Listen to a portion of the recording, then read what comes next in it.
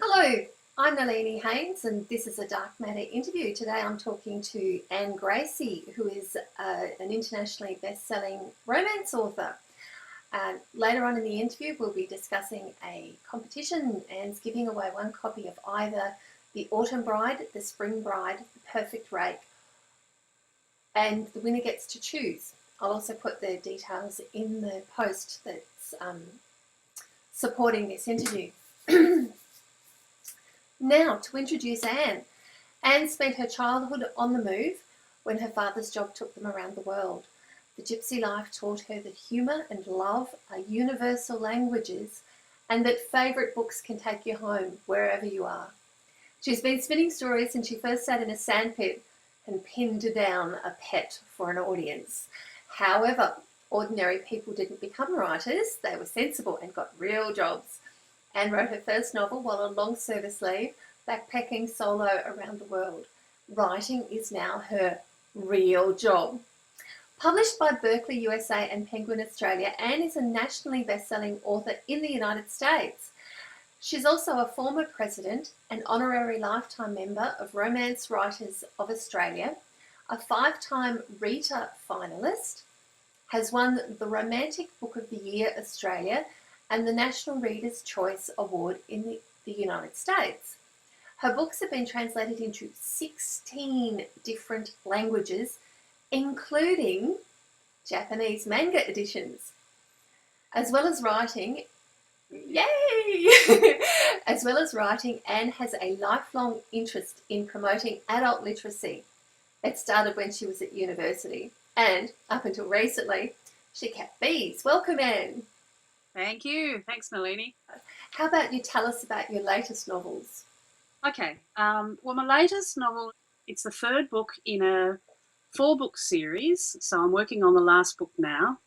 And it's a seasonal bride series. My publisher came up with the titles. So I think they're a little bit dull. But anyway, it started with The Autumn Bride. And then we went on to The Winter Bride. And then we've got The Spring Bride. And so it will come as an enormous surprise to find that I'm working on The Summer Bride. But anyway, that was the first book in the series. That's the American edition. It's a mass market paperback. This is the current book in the series, mass market paperback from America, Australian edition with Penguin. So it's a trade paperback. Which is very nice and very glossy. Yes. And in this story, this is the first one that sets it up. There's 4 girls who are in a desperate situation. 2 of them are sisters, blood sisters, and the other 2 are, well, one's a friend that the second sister made in their desperate situation, and the last one is a maidservant who helped them get out of that desperate situation, the initial desperate situation. And they decide to work together and be as sisters to each other because there's nobody else in the world that will support them. And they know that women on their own, particularly at that time, are incredibly vulnerable.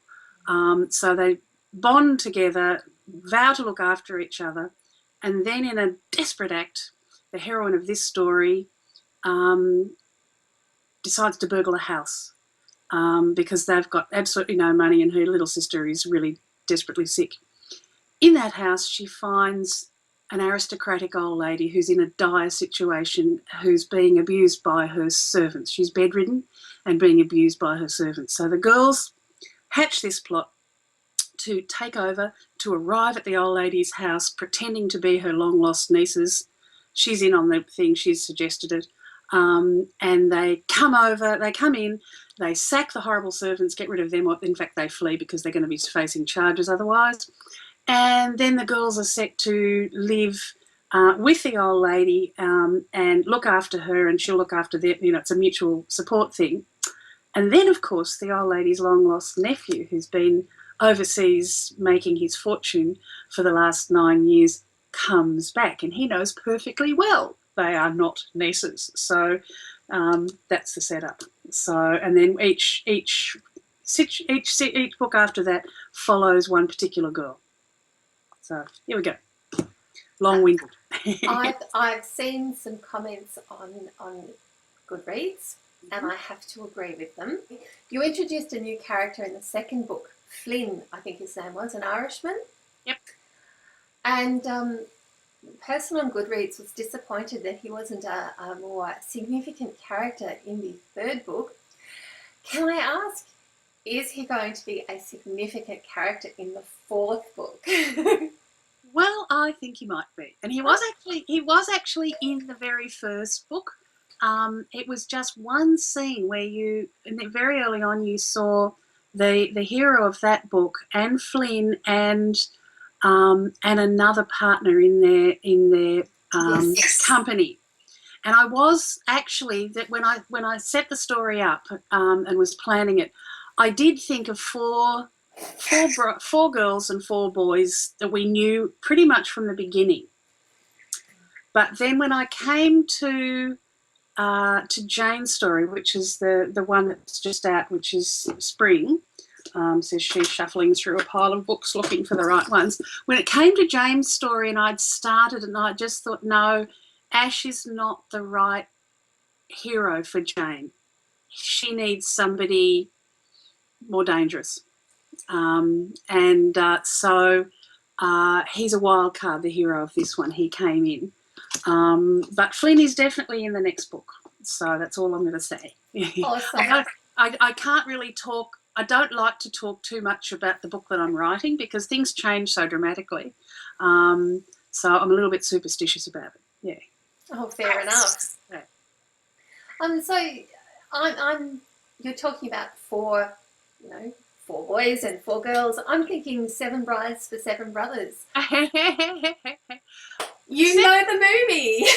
You're not. That's the thing. I've heard of it so many times. I've never actually seen it. Oh, really? No. I keep thinking, now that I must rent that or whatever I have to do to get it. But yeah, no, I never have seen it. So, yeah, but you're not the first person who's mentioned that to me. Yeah, I'll have to get it. Back in Tassie, I have this friend who's a huge musical and Doris Day fan, and she introduced me to it. And I must admit, I've only seen it once, but I really did enjoy it. Confession time here. I hate musicals. Oh, really? I love music. I love stories. I just can't bear it when in the middle of a scene, then someone just breaks into, and I just think, oh, and I want to fast forward. So I'm not a good musicals person. So that's one of the reasons why I probably haven't seen it. Probably. Well, maybe it's not your cup of tea. Yeah. No, not my cup of tea. What inspired you to write romance specifically, and also what inspired you to write? Okay. Look, I've always, as you said in the intro, I've always liked stories, and I've always been a bit of a storyteller. But I never seriously thought that I would try and be a writer. It didn't cross my mind at all, really. And I wasn't encouraged. It's quite surprising that, I grew up with books and family of readers, and it just, I don't know why it never occurred to me. Anyway, when I thought at university that I might, but I've never done any creative writing stuff. When I went to university, I studied English, but when I went to university, it was all critical, critiquing other books, literary criticism. Tear it apart, don't build it up and actually create your own. And don't see how it works sort of as how it functions as a story or as a novel, or we did a lot of poetry and things. I went to Melbourne Uni, so it was, traditional. Anyway, I started teaching, and I was the kind of teacher who was, worked on the school play and the school magazine and on the school council and all those sorts of things, and it just never had time to do anything else. And I was in a band at the same time, so when I had time to do something else, that's what I was doing.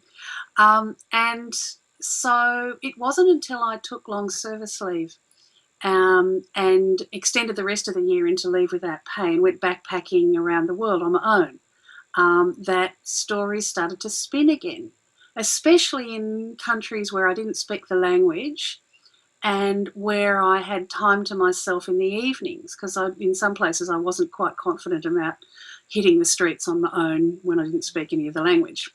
So, and stories started to come, so I bought myself just a spiral back notebook and started writing the stories down by hand.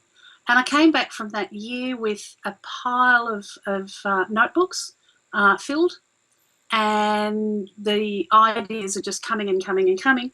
But then I went to some parties it was just before Christmas, so it's a good time to come home. And at two different parties, two different people who don't know each other but who worked professionally as writers. One was a screenwriter and the other one was just a general writer. She does, lots of things, freelance. Both of them said to me, look, you won't make any money in Australia. You won't be able to live off writing in Australia, writing fiction, unless you write romance. And I thought, oh, okay. And I wasn't a romance reader at all.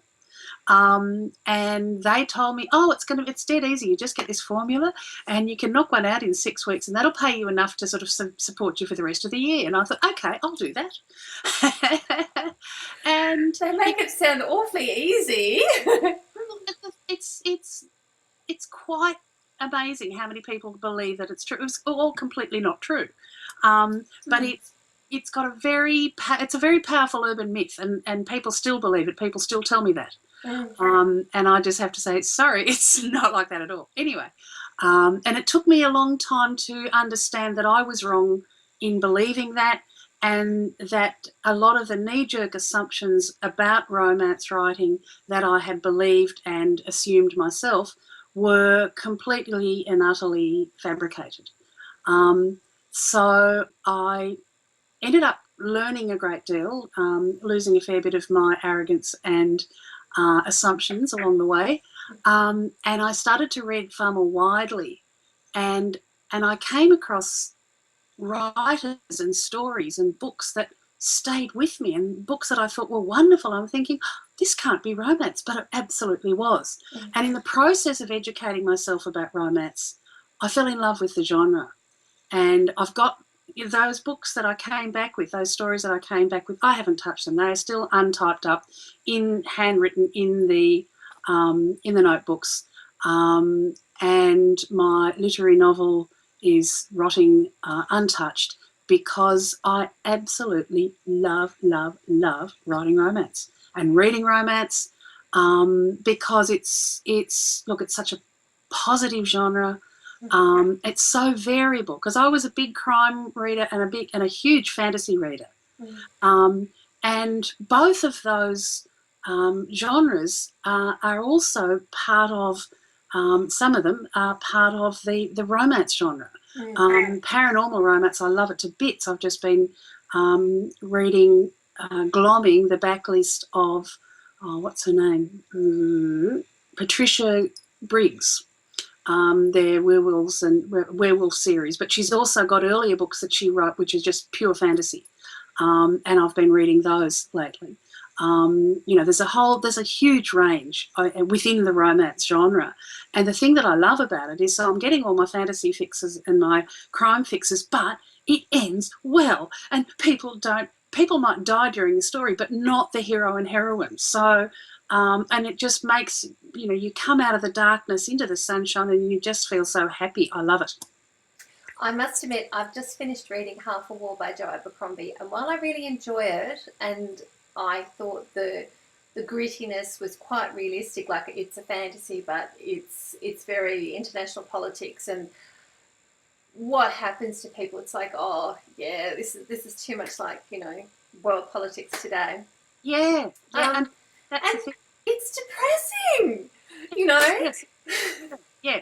And I think that's one of the reasons why I love romance, because it's kind of like an antidote to the all the messages that you get from the media, is that the world is a dreadful place and that people are bad and stuff. And I don't believe that. Yes, of course there are bad people and dreadful things do happen, but I absolutely believe that the majority of people are good, decent, loving people who do the best they can in whatever situation they find them. Yeah. And so I write in a genre that reminds people that that's true.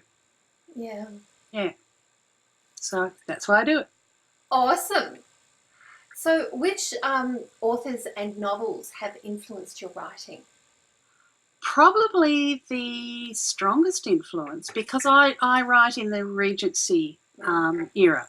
Yes. And the reason I write in the Regency era is that I grew up reading Georgette Heyer. I didn't think of her as romance in those days.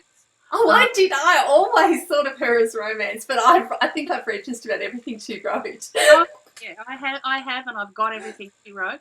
I loved her characters. I loved her humour, and I've been reading those and rereading those books because they're kind of my comfort read since I was 11. And so it was not a big step to have to be writing Regency. And as Regency was one of the most popular, and probably still is, one of the most popular historical genres in romance, it was a good place to be. So, you know, the language, the feeling of it are all part of, you know, my DNA, or sort of DNA in a way. The other writer who I didn't discover her until I'd published a few books, but a friend of mine in London wrote, another author. We've since become really good friends, but, you know, I didn't know her that well then. And she said, your writing reminds me of Eva Ibbotson. And I thought, oh, okay, I'll go and have a look at that. And I did. I dug Eva Ibbotson out, and she wasn't available to buy new at that stage. Her books had gone out of print, and I bought them all second-hand. They're mostly library editions. But in the meantime, they've come out in print again, but as young adults for some reason. And they're gorgeous. They're 1930s, lush, funny. They're beautiful. They're beautiful. So full of slappers and the Charleston and stuff like that? No. This is the between the wars Europe aristocracy, where the little principalities of Europe in the sort of the German, Austrian, sort of Hungarian Empire were being merged and stuff, and people had no monies, but they had these enormous castles and things like that. So it was a beautiful, interesting time of change. So they're really worth living. And there were lots of white Russians who'd lost their lands and their positions in Russia because of the revolution, and they were there working as taxi drivers and hotel doormen and stuff in Europe and London and Paris. And some of these people are part of, you know, her heroes and heroines, and it's just gorgeous. It's a beautiful time. Sounds lovely. I've never heard of her before. Yeah, Eva Ibbotson. You'll have to get her. Yeah. Now, I must confess, we have had part of this conversation before, but feel free to repeat yourself. How is romance seen by the broader literary community and broader community in general? Look, I think people do have assumptions that they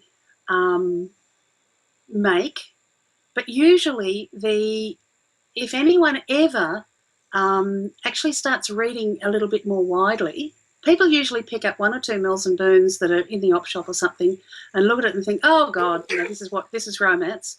And the thing is that there are some wonderful Mills and Boon. Yes, there are some sort of ordinary ones, but that's only just a sliver of what's available in romance, in the romance genre.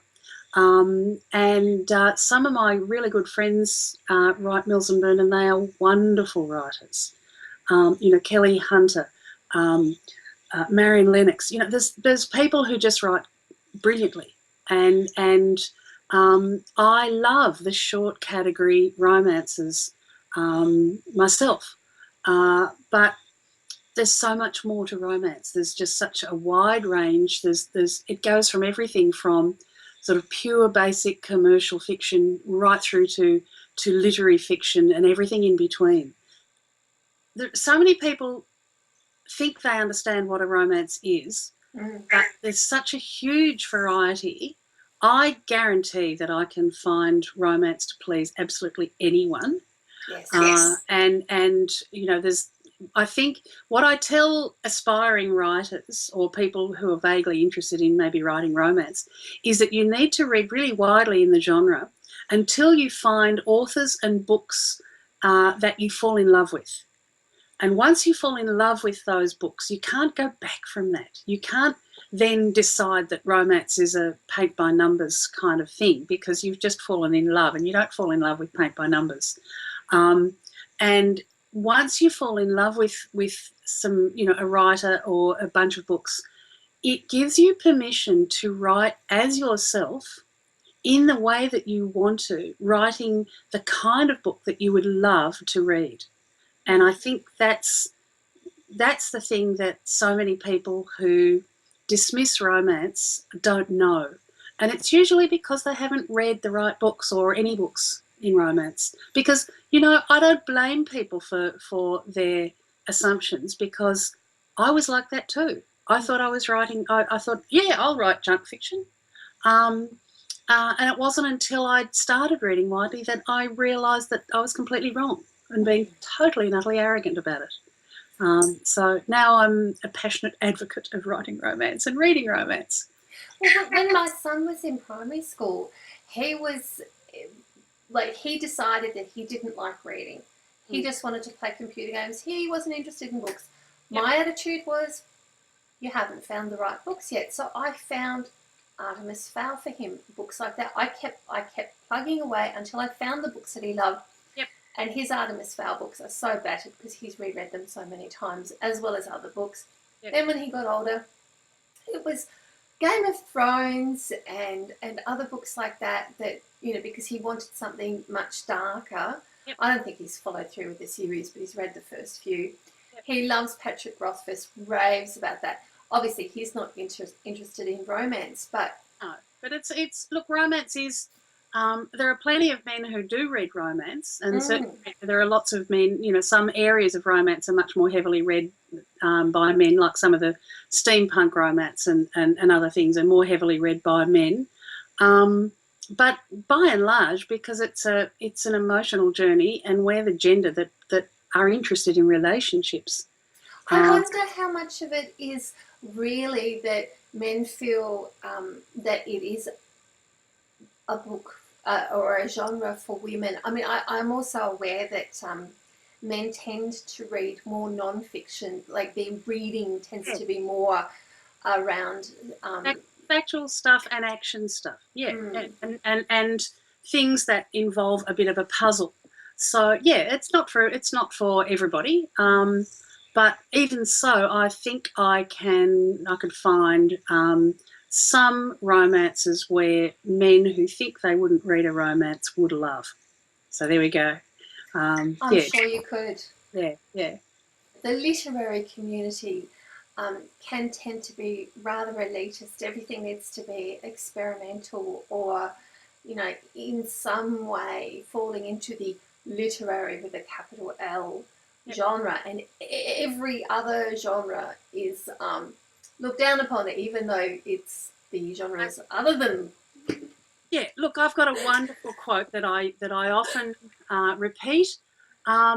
It's by it's by Daphne Clare. She wrote romance as Daphne Clare. She writes literary fiction as Daphne de Jong. She's a New Zealander, and she said, readers of literary fiction expect to be challenged and like to be entertained. Readers of genre fiction expect to be entertained and like to be challenged. They're often the same reader in a different mood.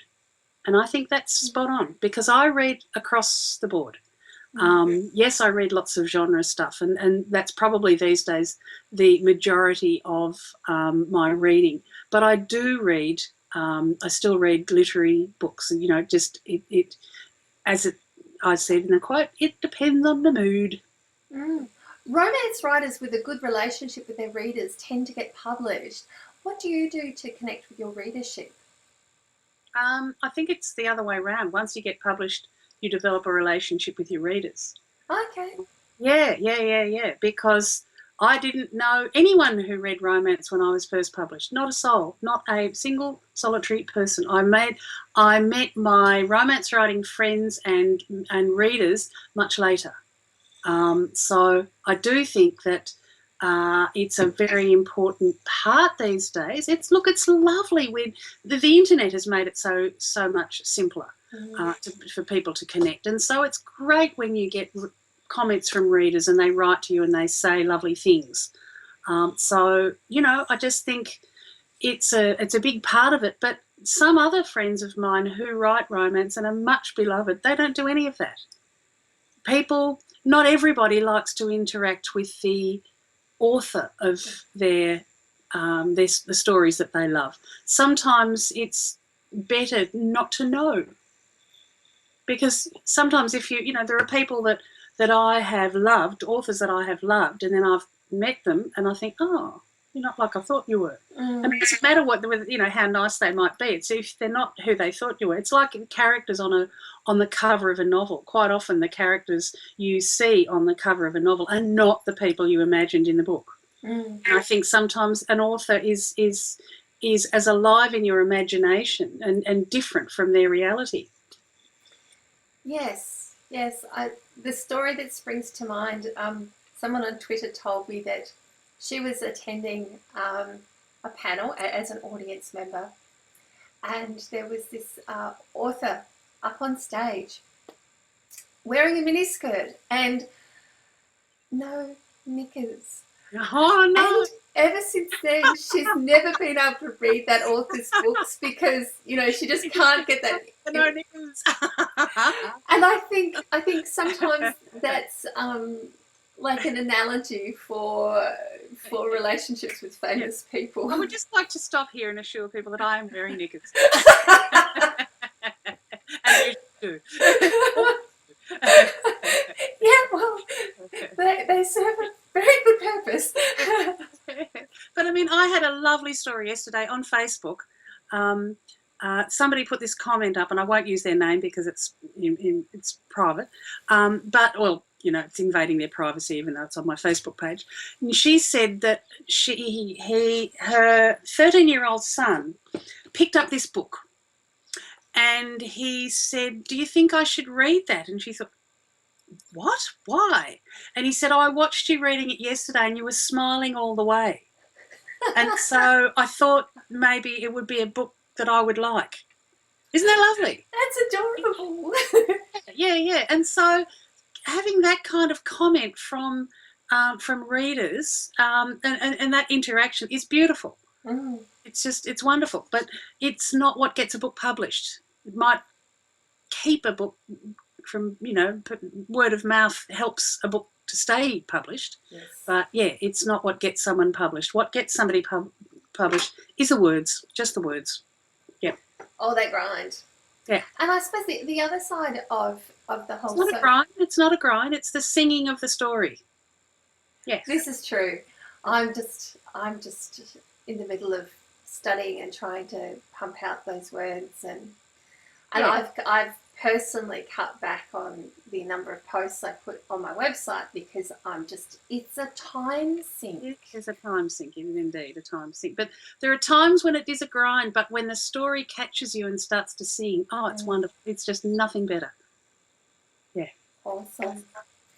You also attend conventions and speak on panels. What are romance conventions like? What are the benefits of attending? Oh, I think the benefits of attending is that they're fun. I get to catch up with my writer mates. I get to catch up with some readers that I've known over the years. I meet new readers. I don't particularly think it helps me sell more books or anything like that. The cost of going to the convention, paying for the hotel, paying the accommodation, all of that sort of stuff is not, certainly don't get that back in sales. Not even a tiny sliver of a percentage. So it's not about that. It's all about me. I work in this little cave here that you see, this messy cave that you see around me. And it is fantastic to get out of that sometimes and then be able to talk about the books that fire us, you know. And usually when I go to readers' conventions, I will meet and hear other authors speak, and I might get interested in their books, or I just might meet them and like them and think I should buy one of their books, and I do. And sometimes I discover writers that are fabulous. I mean, I went to ARA, Australian Romance Readers Conference, up in Canberra in March, and I met Kylie Scott, and I bought one of her books recently because of that, because I really liked her and she was great. And she's written a series called the Stage Dive series, and I'm going around now telling everybody, you must read Lead, which is the third one in the series, and then you'll go back and read the beginnings. But Lead is just fabulous, fabulous, fabulous. So that's another, to get that kind of stimulation. It's nothing to do with what I write, but I was a reader long before I was a writer, and so I celebrate the reading as well. Don't you think that reading diversely can be refreshing? Oh, absolutely. Yes, yes, yes. I was just talking to a friend yesterday, and she said, "Oh, yes, I'm sick of reading contemporaries. I need to read some boy books and some fantasy." You know, and I think, yeah, that's right. Mm. Yeah, it's like a mixed diet. Yeah. Do you have any other thoughts on the romance genre? Like, I'm thinking about things like romance as a feminist genre. Yes, well, it can be. I think, but I think anything can be. I think all writers reflect their politics in some way. Mm-hmm. And I consider myself a feminist. I like my heroines to be strong within the context of their times, and I think women were really strong and had to be really strong in those times. So there are some areas that I just will not go to in my writing because I don't like them. But I think. And I do think that romance as a genre, if you read, I've got some very old, 1930s Mills and Boons, and a few from different eras, and I do think that if you read them, I mean, it would make a wonderful PhD or something. Just looking at how, or even masters, how the genre has changed to reflect the changing attitudes of women and the changing roles of women over time.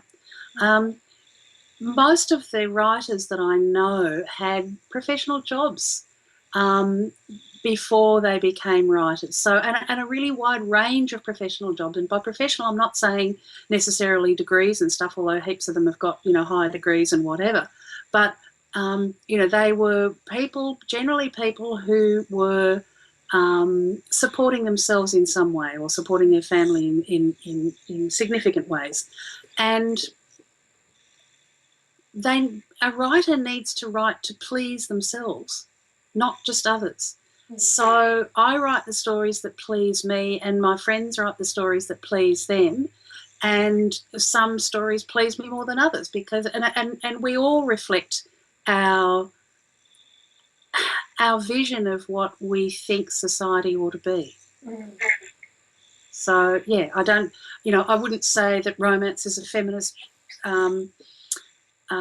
genre any more than I would say fantasy is a feminist genre. I think some romances are very much so, and others less so. It depends on the writer. It comes back to that Venn diagram where there's an overlap between. Absolutely. Yeah. So what are the areas that you wouldn't go to in romance? Okay, there's a trope in romance that is kind of like, it's called forced seduction. Yes. It's rape, and it's supposed to have a romantic element to. I can't do it. I just can't go there. I can't see it as any way, shape, or form romantic, and I will not ever go there. Well, I don't think, touch wood, I don't think I'll ever go there. Yes, that's one, for example. Yes. Yeah. There are some areas that I just think, if I think it's heroic, yes, he can do it. If I don't think it's heroic, I don't want it. I want my heroes to be heroic. They'll make mistakes. They'll have hang-ups and things that make them do the wrong thing, but I can't. There are some things that I just think men can't come back from, or actions that they can't come back from, in my mind. So that's it. And women can do it, things that they can't come back from. So yeah, I want my heroes and heroines to be heroic. Do you have any more comments or any more wisdom about romance as a genre, or about writing, that you'd like to share? Well, people often ask me, what do they need to do to learn to write romance? And I usually say a few things. I say, one, read widely until you fall in love. I've said this before, until you fall in love with an area of the genre, and then you can write the best you can be. Two is, if you're serious about it, join Romance Writers of Australia. It's a big organisation. It is hugely supportive, and it is dedicated to two areas. One, to help its members to become published, and to help its published members to give them professional support. And it puts its money where its mouth is. It's one of the few organisations, writers' organisations, that seriously try and help you with the craft of writing. Because writing is two things. It's one is sort of talent and stories that come in your head, and things that maybe can't be taught, but the rest of it is craft of writing. And the third part is, there's the storytelling gene, or whatever you might have. Then there's the craft of writing knowledge and practice that you gain. But the third thing is the inspiration to keep going, because publishing is a hard game, and you need people around you who understand the kinds of difficulties that you're having, whether it's with a character that doesn't work at the moment, or publishers' rejections, or you've just put your book up on Amazon yourself and nobody's buying it. All of those things, we understand all of those things, and we are really supportive. Which is why I'm so committed to the organisation. It's a brilliant organisation. The other thing I was going to say, for example, I was going a couple of my friends were in town, and they were staying in a hotel in town, and I was going in to meet them for drinks after about 6 o'clock. And then we were going to go out for dinner. But I got there a bit late, because I'd been fighting with, I'm pointing to my computer here, I've been fighting with a character and sort of trying to get something to it. And then suddenly she just showed up, and she was absolutely, she did all the stuff that I wanted her to do and more. And so I walked in to where they were, and I said, "Oh, sorry I'm late, but, my character just did this and da-da-da," and I just quickly told them. And one of them said, "Oh, bless her, isn't that great?" And the other one said, "Good on her." And the lovely thing about that was that I wasn't going in boasting about how I had just written something clever. I was saying my character turned up and was on the page exactly the way I needed her to be. And my friends knew that I wasn't boasting, but that was like, they completely understood it. And so having friends like that is gold, absolute gold. Yeah. Indispensable.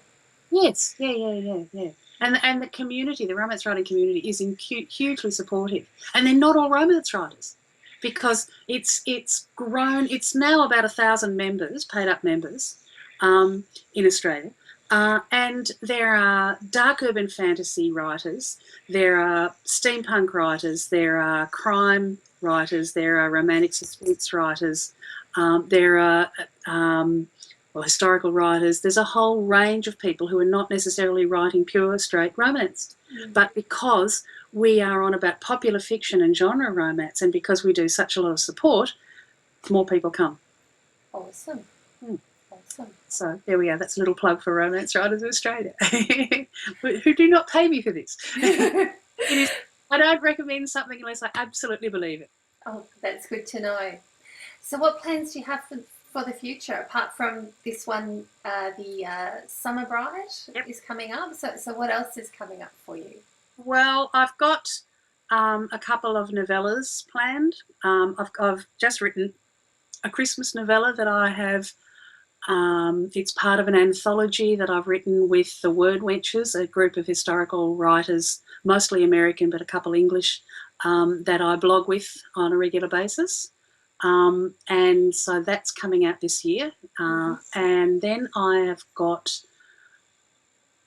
a couple of little. I'd like to do maybe a little bit of self-publishing. I'm not sure about whether I have time yet to write some novellas for that. And then I have I've got a new contract for Berkeley, my publisher, and I'm trying to come up with a new series. I've got some ideas for a new series, but I don't talk about that until it's done. So yes, or at least until the first book is out. So yeah, I can't talk about possibilities because I might completely change my mind, or I might moz myself. So yeah, I'm a bit superstitious. I have talked to some authors who have big plans, and then it's like, oh no, that didn't work out. Yeah. Look, I was at a Newcastle Writers Festival in March, and there was a guy there who was incredibly popular. And when he came to the signing, the door, the people were out the door.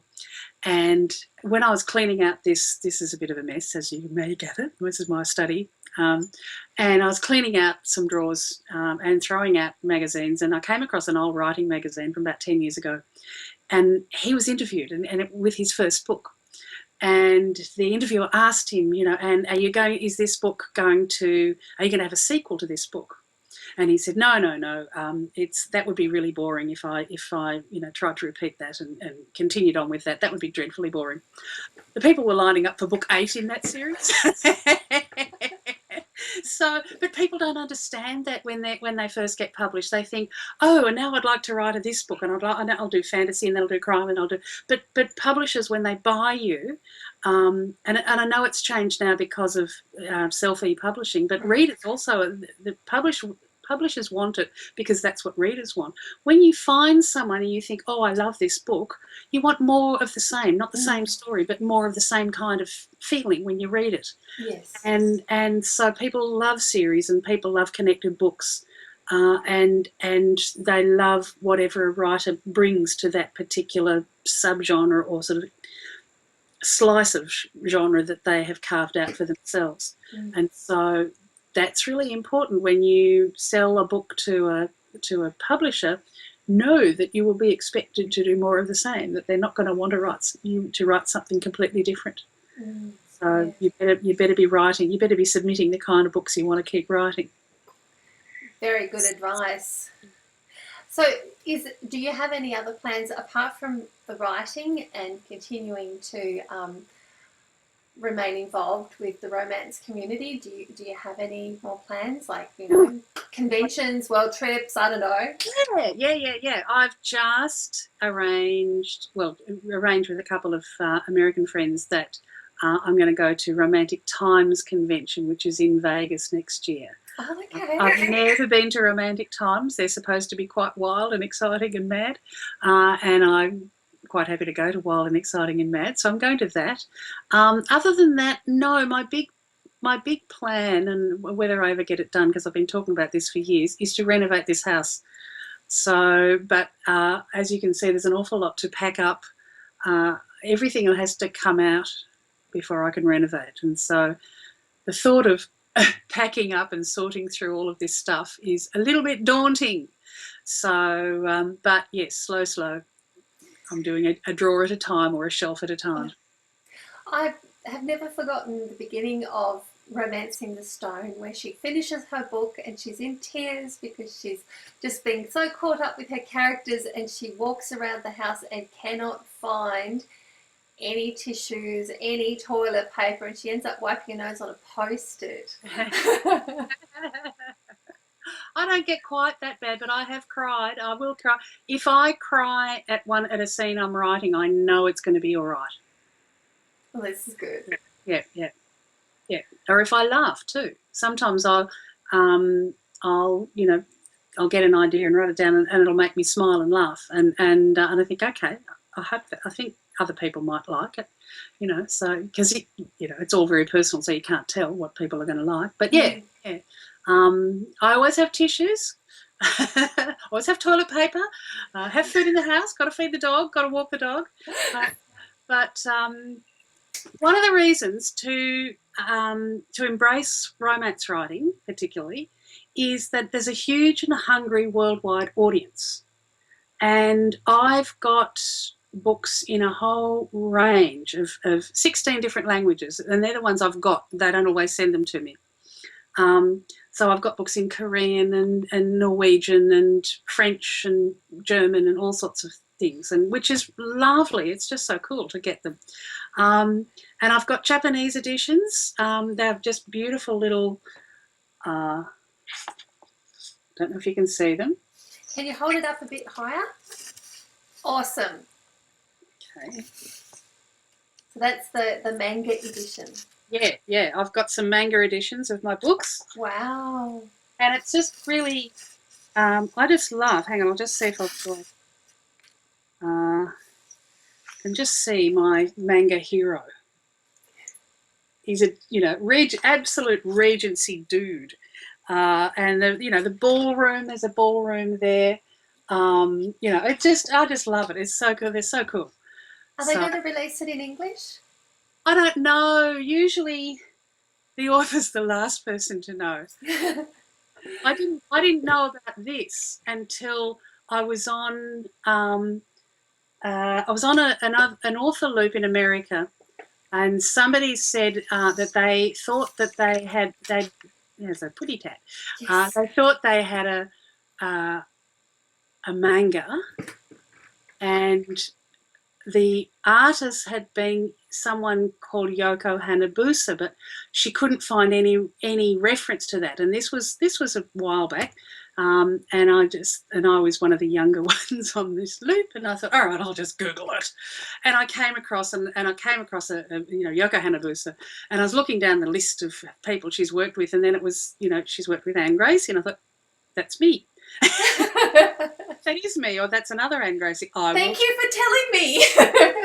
And well, I had to get it. I bought it off Amazon Japan, and you bought a copy of your own book. 6 copies of Amazon. It cost a fortune too, and it was all in Japanese then, but it was set up exactly the same as Japan English. Mm. So I took a few screenshots of Japan English so I knew what I was clicking, and it worked. They took my money, and then my books arrived. So yeah, and there's a few. You know, it's not just one, but yeah, I don't know. This is a very strange little cover, but yeah, and that's how I got my copies. Awesome. As I said, not everybody sends. Not all the foreign publishers remember to send you. I'm supposed to get 2 free copies. But they don't always remember to do that, and that's okay. Well, I've got my manga myself. Wow, that's so exciting. Mm-hmm. I had just got this, and so it had just arrived with a postie as I was about to jump on a plane. So I just grabbed a copy and then hit the plane. And I was reading it and smiling and kind of, because it's my story. I knew what was happening, even though it was all in Japanese. And this person beside me said, "You read Japanese?" And I said, no, but this is me. And they just sort of looked at me. I said, "I wrote it." And they said, "Well, how did you write it when you don't speak Japanese or you don't read Japanese?" And so, yeah, I don't think they believed me. I think they just thought I was a nutcase. He's a nutcase pretending to read Japanese and claiming she doesn't, and thinking she wrote something in Japanese. Duh.